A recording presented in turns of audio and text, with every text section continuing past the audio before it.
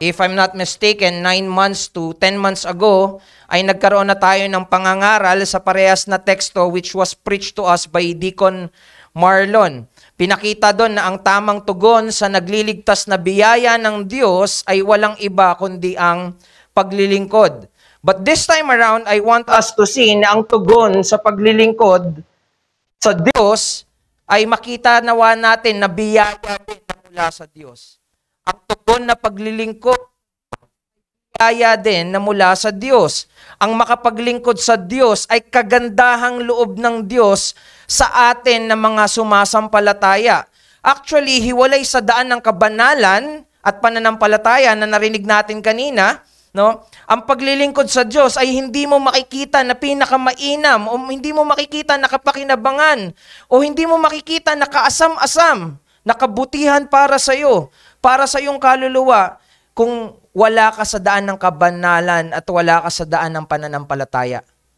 Everything that we are doing is pointless if you are not walking in the path of holiness. Bakit ako magsisimba? Bakit ako mananalangin? Those are the things, no? So when we say that serving God, pag sinabi natin na paglingkuran ng Diyos, at ito ay biyaya ng Diyos, ang masasabi nating mag-a-agree lang dito ay sila na lumalakad o sila na nagsimula ng lumakad sa daan ng kabanalan at pananampalataya. Not everyone would agree on this. Of course, you don't want to just agree that serving God is indeed God's grace, dahil kung hindi nga naman kayo mag-a-agree, parang malilabellan kayo na unbeliever or heretic. Na mga hindi ka kasi dumadaan sa daan ng kabanalan at pananampalataya. Again, my goal here is to persuade you with the truth and not because of uncomfortable name calling. Kasi very uncomfortable kung tawagin na kaya hindi ako nag-agree diyan kasi hindi ako lumalakad sa daan ng kabanalan, no? Or heretic ako, or hindi pa kasi ako mananampalataya. That's not my goal. So, I want you to see yung mga katotohanan dito sa salita na ito. So, paanong ang paglilingkod sa Diyos ay masasabi natin na biyaya sa lahat ng mga tao ng Diyos. So, makita natin before Joshua issues the call to serve in verse 14 and 15, God already reminded the Israelites about the gracious actions of God. Pag pinansin natin yung verse 1 to 13, repeatedly makikita mo yung mga salita na ako, kinuha ko kayo, ibinigay ko ito, niligtas ko kayo, pinadala ko ito. Lagi mong maririnig yun yung mga salita ng Diyos. I took, I gave, I delivered, I sent. Repeatedly from verse 1 to 13. Sa verse 1, 3 to 4, sabi doon, I took your father Abraham, led him to Canaan, and made his offspring many. Tapos sabi niya pa, I gave him Isaac. To Isaac, I gave Jacob and Esau. Verse 5, I sent Moses and Aaron. I plagued Egypt. Afterward, I brought you out. Ang mga wordings on. Verse 8, I gave them the Amorites. I gave the Amorites into your hands. Verse 10, I delivered you out of Balaam's hand. Verse 11, I gave them the Amorites, Perizzites, Canaanites, yung mga Hebuseo, Gereseo kanina na binabanggit natin. Binigay niya sa kamay ng mga Israelita. Verse 12, nagpadala ako ng mga putakte para makita nyo na hindi yun dahil sa inyo. I gave you a land on which you have not labored and cities that you have not built. You eat the fruit that you did not plant. Anong pinapakita sa atin ito? This only shows that the Israelites are standing on the very grace of God. Pinapakita nito ng mga Israelita, ang mga tao ng Diyos ay nakatindig at nakatayo sa biyaya lamang ng Diyos. And the only way for them to continue is also by the grace of God. If they will serve God, it is because of God's enabling, sustaining, and sanctifying grace. Dahil sa biyaya na ito ng Diyos, nakakapagpatuloy sila sa paglilingkod sa Diyos. Kaya sinabi, even in verse 19, pag tinanggal natin itong biyaya ng Diyos, sabi ni Joshua sa mga Israelita, verse 19, you are not able to serve the Lord. Bakit? For He is a holy God, He is a jealous God. Sinabi doon, parang pinapaalala ni Joshua sa mga Israelita that on your own strength, you will not be able to serve God as He deserves. You can't. Bakit? Dahil yung puso nila ay prone to idolatry. Yung puso nila ay merong ibang gustong paglingkuran. They cannot serve a holy and jealous God unless they rely on the grace of God. Makikita natin dito yung problema ng pagsamba sa Diyos-Diyosan. Idolatry is the persistent sin and problem that must be confronted with every people of God in each and every generation. Hindi lang to problema ng mga Israelita, problema to ng mga tao ng Diyos maging sa henerasyon natin ngayon. At paano kinumpronta ng biyaya ng Diyos ang mga Diyos-Diyosan na nananatili sa mga taong nasasakupan niya? Makikita natin dito yung sagot mula sa naging hamon ni Joshua sa bayan ng Israel, and that is only through serving God. Serve God. Ang paglingkuran ng Diyos ay ang kaparaan ng kaloob ng Diyos upang alisin, bunutin at patayin ang mga nakatago at lumalalim at nag-uugat ng mga Diyos-Diyosan sa mga tao ng Diyos. At ito din ang parehong hamon sa mga tao ng Diyos sa panahon natin ngayon. If serving God is God's sanctifying grace for us to be able to mortify our sin of idolatry, then we should serve God seriously. Maraming bagay tayong seryosong ginagawa at alam natin na nagpa-prosper tayo when we are serious to something. But why are we not serious about serving and giving ourselves, giving our best to God? Kaya ang mensahe natin ngayong hapon, to serve God seriously is God's grace that mortifies our hidden, deep-rooted idolatry. Ang seryosong paglilingkod sa Diyos ay hindi lamang tungkol sa ating mga aksyon o mga pag-aako ng tungkulin, kundi patungkol sa biyaya ng Diyos na nagbibigay ng lakas at gumagawa sa ating mga puso. Whenever we serve God, it is not for God lang. Meron itong benepisyo sa atin dahil dito kumikilos yung biyaya ng Diyos. Tayo merong gumagawa sa ating mga puso. Sabi nga sa Philippians 2:13, for it is God who works in you, both to will and to work for His good pleasure. Biyaya lang ng Diyos ang makapaglalantad ng mga Diyos-Diyosang nakatago at biyaya lang din ng Diyos ang makasusugpo sa mga malalalim na at nag-uugat na ng mga idolo sa ating mga puso. Thus we are dependent on God. Thus we need God. Walang sandali na hindi natin kailangan ang Diyos. Maaring marami kang alam sa teolohiya, pero kayabangan ang sabihin na hindi mo na kailangan ng biyaya ng Diyos. And the Word is telling us, we all need the grace of God. At ito din yung dalawang makikita natin. Ang paglilingkod sa Diyos ay una, biyaya na may ginagawa sa atin. Pangalawa, ito'y biyaya na gumagawa sa pamamagitan natin. May ginagawa sa atin at yung biyaya din na yon ay gumagawa sa pamamagitan natin to reach other. No? Ito yung titignan natin. Serious service to God is a grace that works in us to have a sincere and faithful devotion. Ang seryosong paglilingkod sa Diyos ay biyayang gumagawa sa atin upang magkaroon tayo ng taus-puso at tapat na debosyon. Isang biyaya na humuhubog sa ating pakikitungo at ugnayan sa Diyos. Pangalawa, serious service to God is a grace that works through our personal decision to strengthen our public declaration.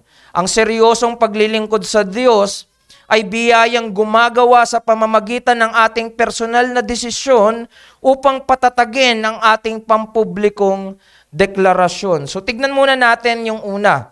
Serious service to God is a grace that works in us. Ang paglingkuran ng Diyos ay biyaya na merong ginagawa sa atin. Biyayang may ginagawa na humuhubog din sa atin. So, as we look at verse 14, Joshua calls Israel to devote themselves to God alone through serving the Lord with sincerity and faithfulness. Ibigay mo yung sarili mo sa Diyos sa pamamagitan ng paglilingkod sa Kanya with sincerity and faithfulness. And in order for us to serve God in sincerity and in faithfulness, we need to start with serving. Gusto mong gumaling sa basketball, simulan mong mag-basketball. Diba? Gusto mong gumaling sa chess, mag-start ka na mag-chess. No? Kaya kung gusto mong mahubog sa isang paglilingkod na may katapatan at ayon sa katotohanan, simulan mong maglingkod. At huwag mong pabayaan ang paglilingkod. Seryosohin mo ang paglilingkod. Ang tanong ay bakit? Dahil ang seryosong paglingkuran ng Diyos ay ginagamit na kaparaanan ng Diyos para hubugin ang ating personal na pakikitungo sa Kanya. When we serve God, there is a grace that works in us.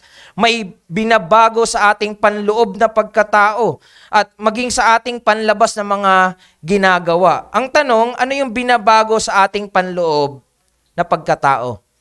Ano yung binabago na panloob na pagkatao natin? Pansinin yung unang bahagi ng chapter 24 on which they recall sa verse 1 to 13, no? Nirecall nila kung ano yung ginawa ng Diyos para sa kanila. Makikita natin dito na ang mga tao ng Diyos ay iniligtas at patuloy na inililigtas mula sa mga Diyos-Diyosan.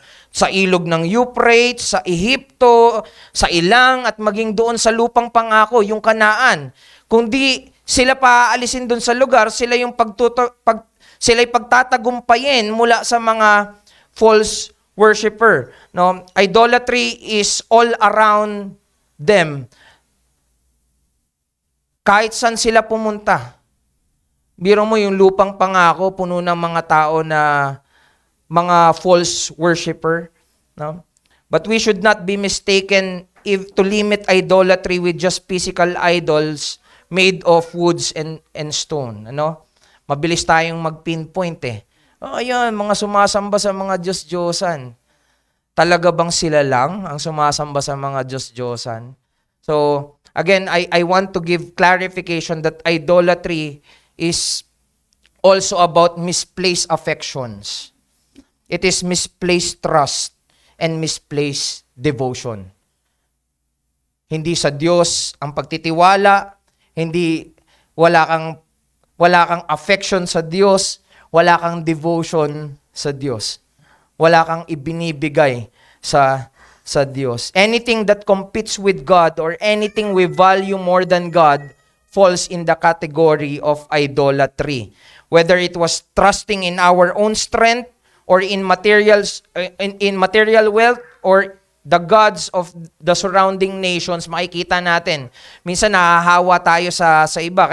Kaya inaano natin na huwag sumama sa iba dahil kung ano yung ginagawa nila, most likely ma-adapt din natin. At hindi ito ngayon lang, no?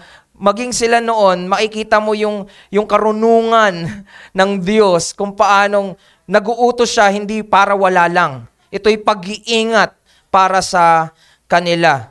So pansinin natin, no? Idolatry is what is being addressed when Joshua commanded them, serve the Lord in sincerity and in faithfulness. Nung sinasabing paglingkuran mo ang Diyos with sincerity and in faithfulness, idolatry is being addressed. Yung paggamit ng salitang sincerity dito ay pumapatungkol sa pagkakaroon ng buong katapatan. Hindi hating katapatan. Pag sinabi kasing sincerity, buo. No? Sa iba ay parang divided attentions. No? Pag sinabing to serve God in sincerity, it means serving Him with a whole heart. No? Walang pandaraya, dahil walang lihim na motibo at walang pagkukunwari sa paglilingkod. Sipin mo yun, sincerity pa lang, pero pag pinaliwanag na siya on the original language, ang sinasabi niya, buong puso, walang pandaraya, walang nililihim, walang itinatagong motibo. Di ba yung iba ganon? Pag may lumapit sa'yo, ang gaganda ng sinasabi, meron palang lihim na motibo. Dito sinasabi niya, walang personal agenda, walang masamang motibo. When sincerity is used, it implies purity in devotion. Pag ginagamit yung salitang sincerity, there should be no mixture of devotion to God and idols. Kasi sanay sila eh. Galing sila sa Ehipto na ang daming mga Diyos-Diyosan. So parang pag sinabi sa kanila to, bago sa akin to, sa Diyos lang ako sasamba. Sasanay ako na maraming sinasamba eh. Ayun sinasabi, yun yung ina-address. This is important dahil yung nakikita ni Joshua na dapat mabago mula sa mga Israelita ay na nasanay na maglingkod sa maraming Diyos-Diyosan, dapat yun mabago. You cannot apply the same to God. You don't need other gods. Sapat ang Diyos na ito. At paano mababago at paano aalisin ang nakasanayang paglilingkod sa mga Diyos-Diyosan? Simulan mong maglingkod sa Diyos. As you serve God, grace will shape you to serve Him wholeheartedly and in sincerity. If we believe that this is true, simulan natin na maglingkod ng may kaseryosohan sa Diyos. Now, yung word na faithfulness naman, kung yun yung sa sincerity, walang pagkukunwari, buong pagsisikap, what about the word faithfulness? Pinapakita naman ito yung ideya ng katatagan o hindi matitinag na katapatan. Hindi nagbaback down. To serve God in faithfulness means being consistent in one's devotion. Ito yung debosyon na hindi nagpapatinag maging sa harap ng mga mapanghamong pagsubok o tukso. Alalahanin natin ang mga seryosong hamon ng buhay at pangangailangan din ng kung nasa seryoso kang kalagayan, ito'y nangangailangan ng seryosong pagtugon. Seryoso yung hamon mo sa buhay, kailangan niya ng seryosong response, no? At ang ating dapat na maging tugon ay seryosong debosyon na handang magpatuloy sa paglilingkod sa tunay na Diyos, ano man ang pinagdadaanan natin o ano man ang ating mga kondisyon. No? When sincerity and faithfulness are combined, pinapakita nito na ang paglalagak ng kabuuan ng pagkatao natin ay dapat tunay na para sa Diyos. Pag sinabing kabuuan ng pagkatao, ito ay panloob at panlabas. Katapatan ng panloob na tanging sa Diyos matatagpuan at totoong paglilingkod. So pwede nating sabihin na meron kang puso para sa Diyos pero hindi makita naman sa panlabas. So parang kulang din. So pag sinasabi niya dito na kung totoo yung panloob, merong makikita na panlabas. Meron tong epekto na panlabas. Kaya nga madalas ang tinitignan natin na pang-gauge ng panloob ay kung ano yung nakikita natin sa panlabas. Dapat kasi magkaugnayan sa overflow ng panloob natin, yung mga ginagawa natin panlabas. No? So when we say we serve God in sincerity and in faithfulness, ito'y buong tapat sa Diyos, kaya inaalis nito anumang puwang na likha ng mga idolo. Pag binibigay mo sa Diyos, sinasabi mo na hindi mo to binibigay sa iyong mga idolo. Kaya yung karugtong nung serve the Lord, sa verse 14, anong sabi? Put away the gods, the idols. Tapos inulit-uli yung salitang serve the Lord. Paglingkuran mo ang Diyos, tanggalin mo ang mga idolo, paglingkuran mo ang Diyos. Naka-sandwich sa paglilingkod sa Diyos. Tandaan natin, God desires hearts that are truly set on Him. Hangad ng Diyos ang mga puso na totoong nakalagak sa ating Diyos. Puso na tumatanggi sa mga idolo, including the hidden idols of the heart na hindi lang lumilitaw sa, actually, yun, madalas dun mo makikita yung mga idols, sa mga practices na meron tayo. Pansinin nyo kung ano yung mga ginagawa nyo when no one is looking. And you can identify the idols that you have. Mga bagay na ayaw mong ipakita sa iba. Mga hidden idols. And may the Lord show that to us. At wala naman tayong ibang pag-asa din kundi ang Diyos na tumawag sa atin. By the way, gusto kong ipakita din sa inyo na yung salitang serve dito, it is not just pertaining to service or paglilingkod, it also carries the idea of worship.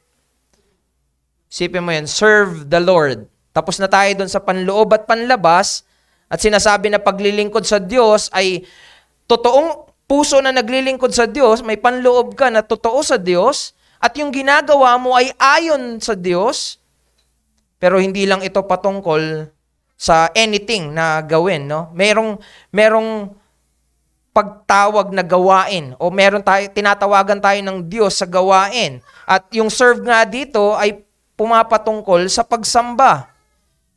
Kaya nung tinatanong, pag sinabing serve the Lord, ang binabanggit ni Joshua, worship the Lord. Sambahin mo ang Diyos. Kanino ka naglilingkod? Kaya yung pagsamba, that's also one way to say that I am choosing to serve the Lord. Kung kanino ka naglilingkod, yun yung sinasamba mo. Kaya madalas pag napapansin natin, ang pinaglilingkuran natin ay mga sarili natin, that only shows that what we worship is our self. Kaya yung madalas na nababanggit sa pangangaral ng salita, ang pangalan ng idolo o ng mga Diyos-Diyosan natin ay madalas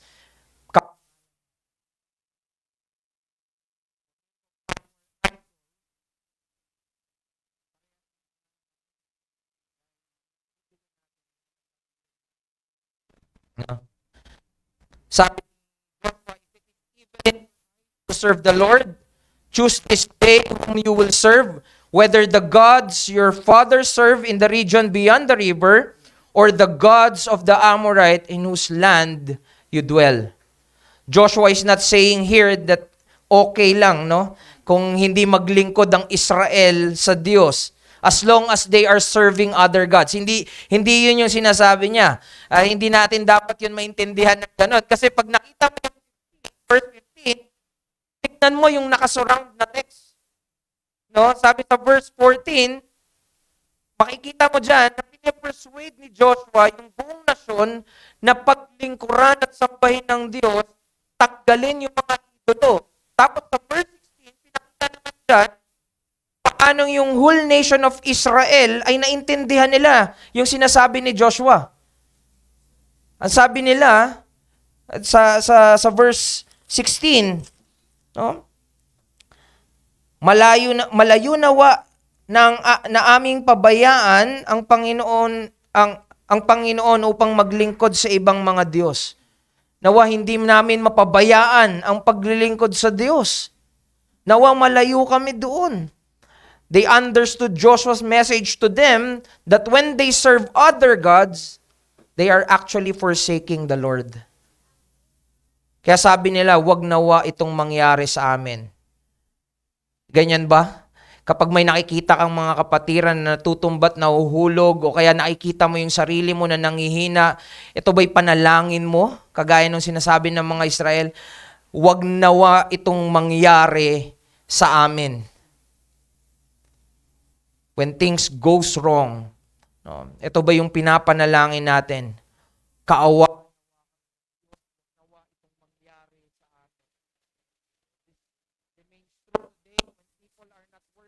God, in sincerity and in faithfulness, they are not in neutral state.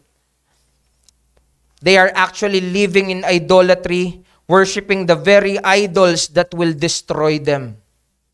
Itong mga idolo na to ang sisira at wawasak sa kanila. Kapag hindi sila naglilingkod sa Diyos, hindi ibig sabihin na nasa neutral state sila. Ang hindi paglilingkod sa Diyos ay paglilingkod sa mga Diyos-Diyosan. At ang paglilingkod sa mga Diyos-Diyosan ay kasisira at kamamatay mo. Kaya yung warning dito ay napakaseryoso. Kaya maraming kapatid ang kinakabahan kapag may mga nakikita sila na nawawala sa panambahan. Hindi dahil legalistic sila sa attendance. Karugtong ng buhay nila. Sinong gusto dito ang mamatayan ng mahal sa buhay? Kapag tumalikod ang isa sa pananampalataya, hindi yun wala lang. Para kang namatayan ng kapatid. At ang hinihiling mo, sana mabuhay siyang muli.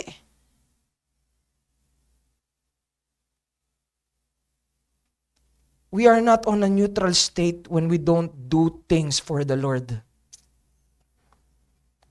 Iligtas nawa tayo sa mga ganitong mga Diyos-Diyosan. Kaya yung aral na makikita natin, worship without sincerity and faithfulness to God is not just empty but a destructive form of idolatry.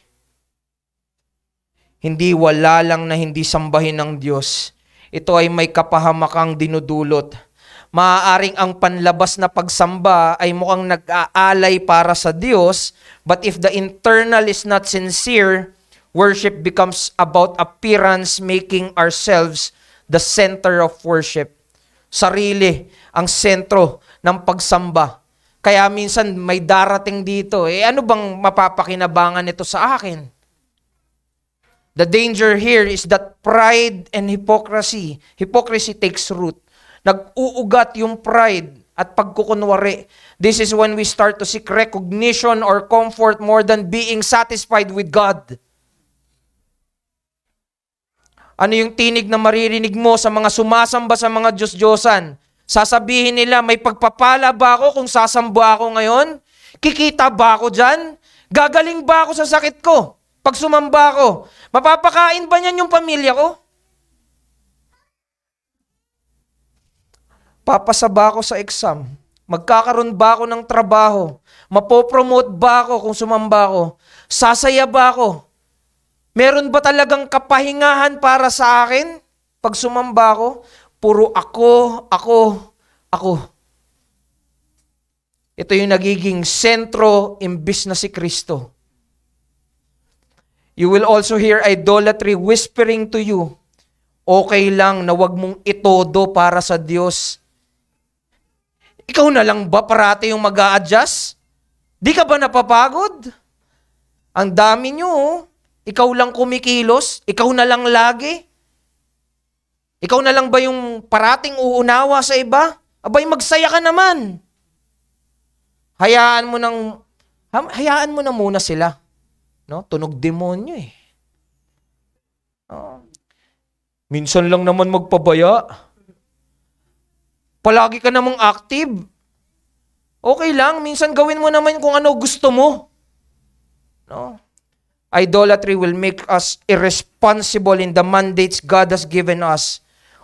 Minsan ang magiging focus mo, yung pagkakamali ng iba, sisisihin yung iba, para lang masave natin yung mga sarili natin. And we are saying we are still better than them. Ang lalakas ng loob natin eh.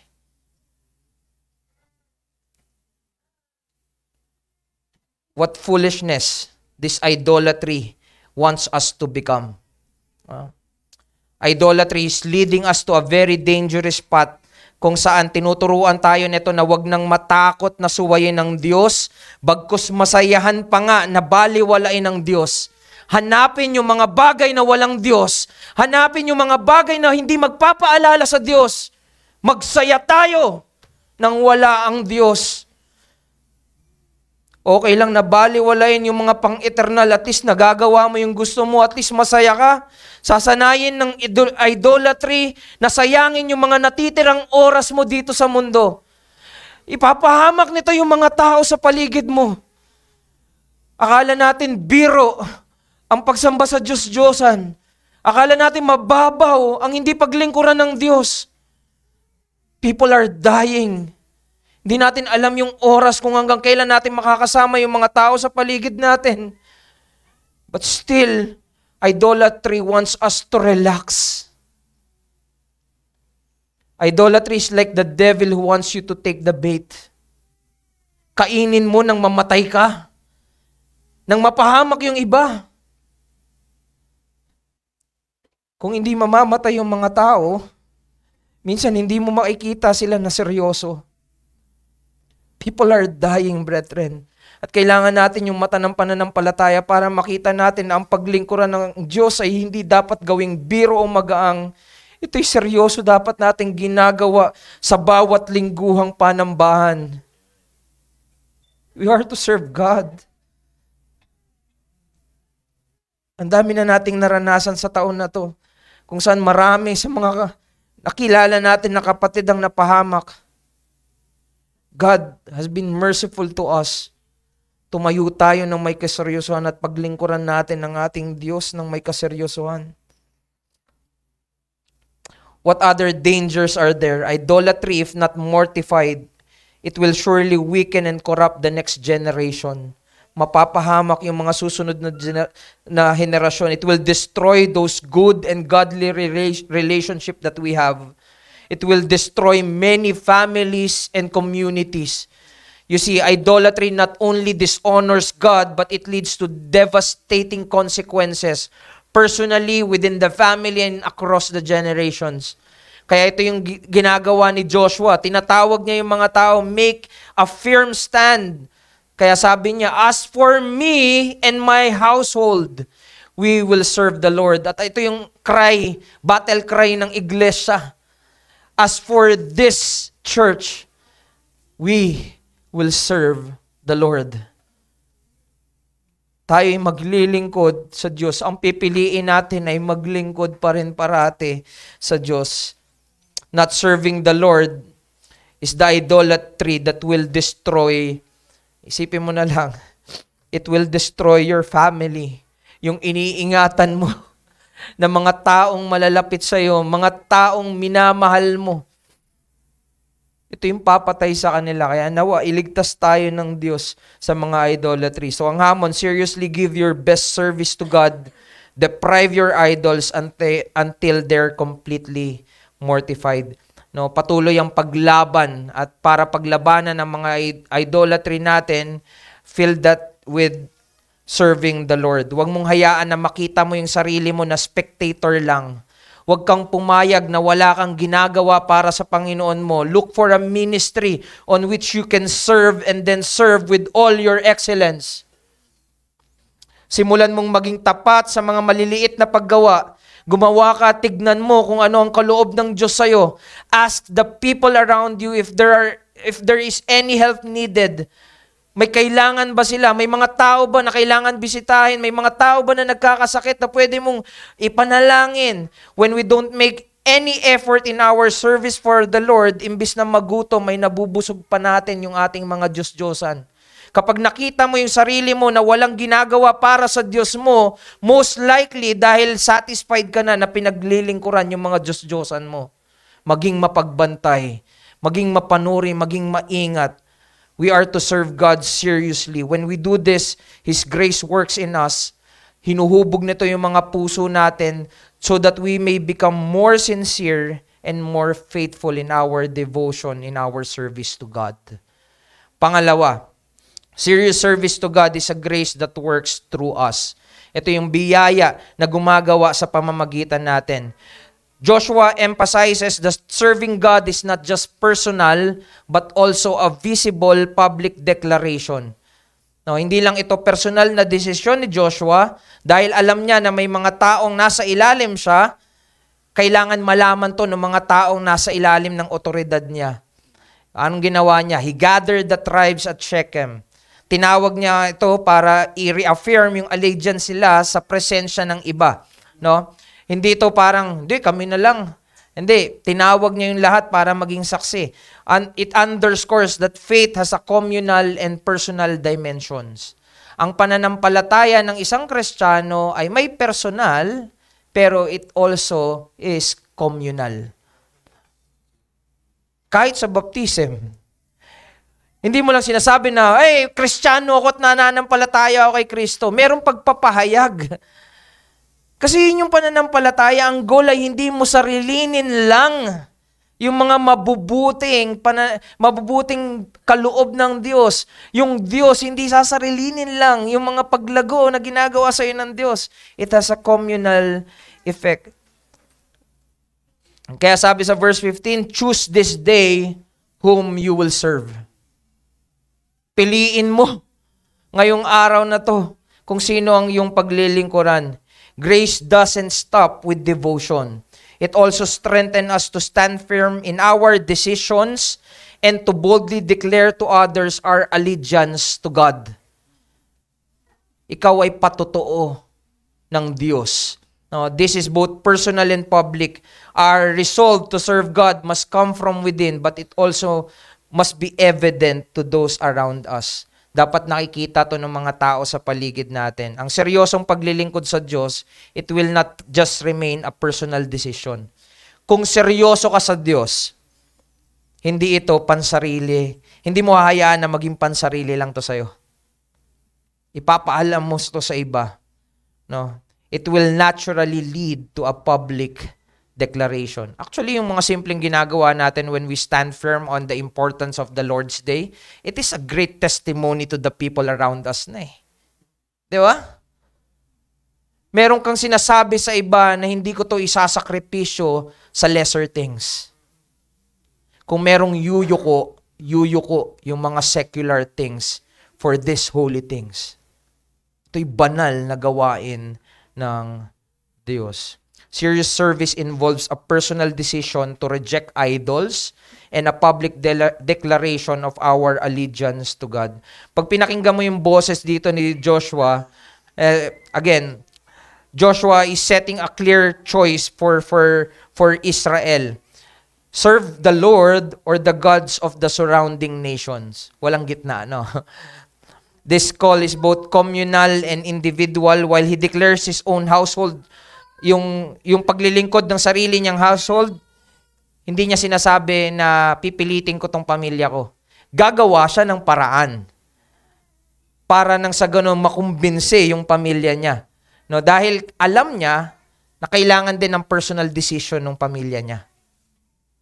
I will bring my family to the best that I can. Pero kailangan nilang magdesisyon personal. Hindi ako pwede yung sumamba para sa, ako yung mananampalataya para sa kanila. Hindi pwede. Maliligtas sila kung sila yung mananampalataya. Kaya we are to be a good testimony for them as well. Huwag natin silang bigyan ng dahilan para maging mababaw yung pagtingin sa Diyos. Serving God seriously is therefore both a personal decision and a public declaration that one's lives belong to God alone. Kaya kung meron tayong aral na makikita dito, serving God faithfully is both personal resolve and a declaration to the world. Kapag naglilingkod tayo sa Diyos, ang biyaya niya ay gumagawa sa pamamagitan natin para ma-proclaim yung pangalan niya at maluwalhati siya. Alam mo, kapag ikaw ay nagkamali, tapos nakita ng pamilya mo, ang nadudungisan ay yung pinanghahawakan mong ebanghelyo. 'Di ba kaya minsan ang hirap mag-share ng gospel dahil alam nila eh. Kaya napakaganda ng ebanghelyo. Alam mo yung simula ng ebanghelyo, pagsisisi. Kapag alam nila yung kabulukan mo, kailangan malaman nila na hinihingi mo yun ng kapatawaran at pagsisisi sa Diyos. No? Ayun.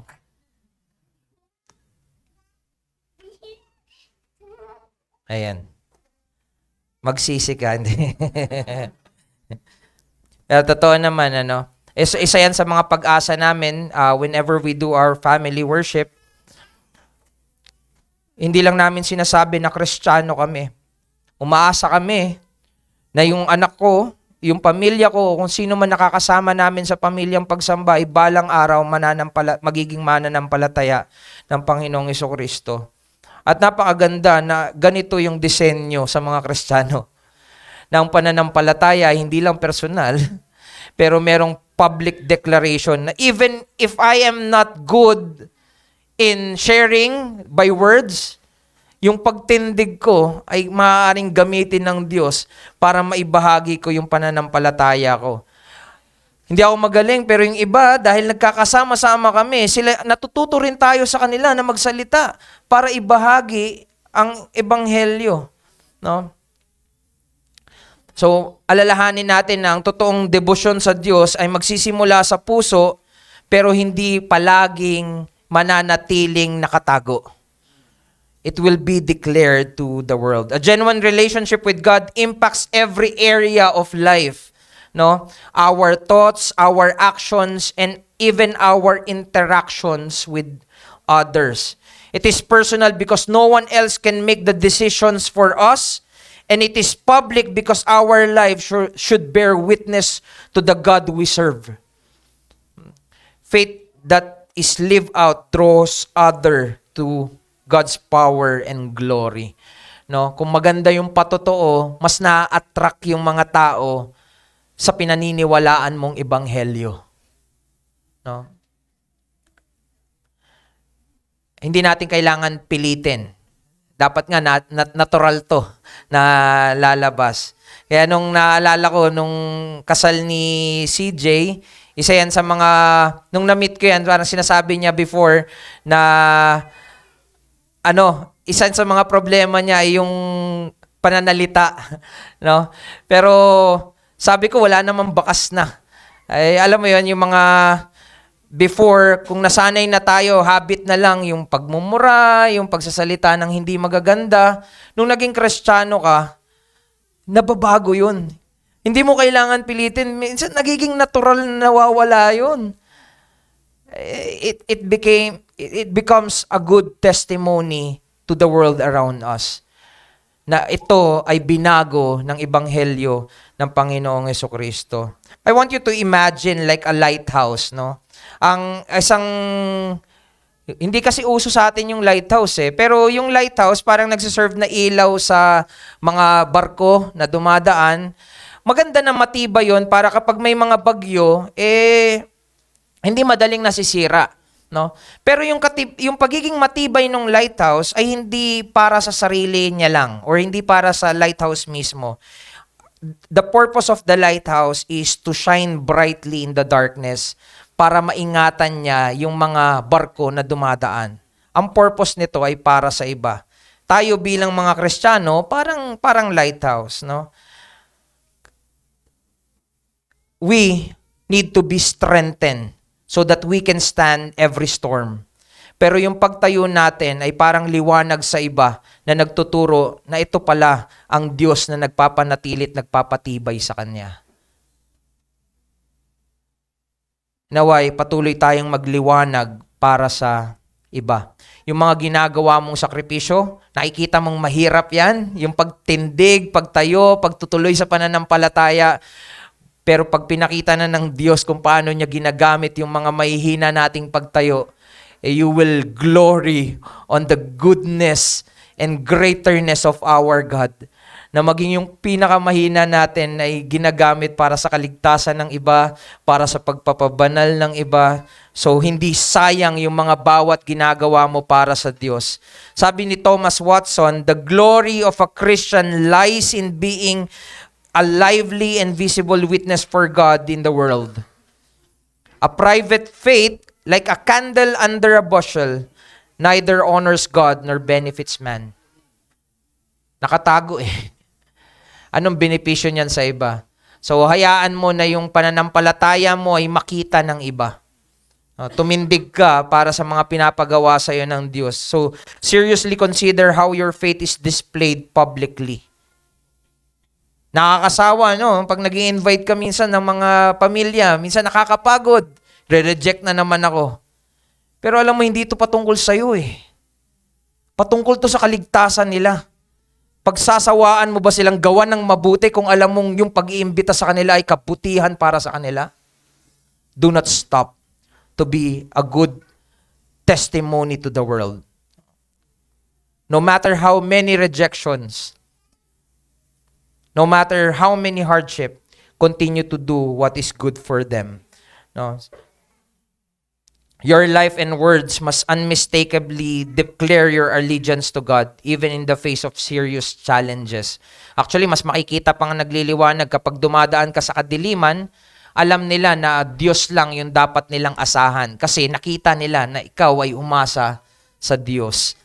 So, kaya kung paano natin to i-apply sa mga buhay natin, dapat maging resolved natin to serve God evident in the choices we make and how we live our lives, kung paano tayo namumuhay. Dinedeklara ba ng pamumuhay natin yung kabutihan, katapatan ng Diyos sa mga taong nakapaligid sa atin? no? Naway katulad din ng lighthouse, maging gabay tayo para sa iba. No? Sana makita sa buhay natin ang liwanag ng Panginoong Hesukristo. Kung ikaw ay hindi pa mananampalataya ng Panginoong Hesus, nawa makilala mo na ang buhay mo ay hindi lang buhay na wala lang. You are devoted to something. If you are not yet in Christ, you are devoted to your idols. Kaya ang panawagan sa iyo, ibigay mo yung sarili mo sa Diyos. Walang neutral state. No? Sa mga nanghihinang mga mananampalataya, patuloy mong suriin ang iyong puso. Pinaglilingkuran mo ba yung Diyos ng may buong katapatan? Kanino mo nilalagak yung sarili mo?